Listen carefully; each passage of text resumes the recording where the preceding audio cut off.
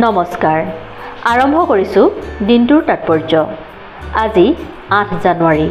অসমীয়াৰ লেখেৰে পুহ মাহৰ 23 তাৰিখ আজি বিশ্ব টাইপিং দিৱস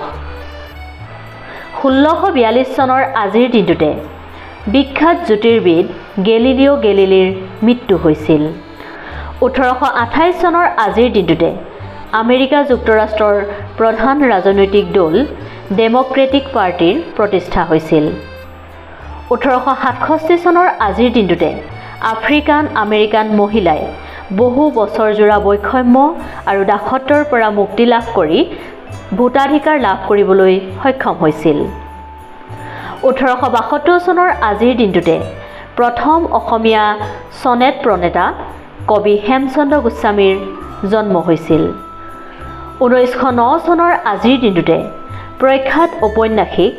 আশাপূৰ্ণা দেৱীৰ জন্ম হৈছিল 1942 চনৰ আজিৰ দিনটোতে প্ৰখ্যাত পদাৰ্থ বিজ্ঞানী ষ্টিফেন হকিঙৰ জন্ম হৈছিল 1973 চনৰ আজিৰ দিনটোতে ৰাছিয়াৰ মহাকাশ অভিযান লুনা 21 আৰম্ভ কৰা হয় আৰু ইয়াৰ অংশস্বৰূপে লুনিক 21 যানখন মহাকাশলৈ উৎক্ষেপণ কৰা হয়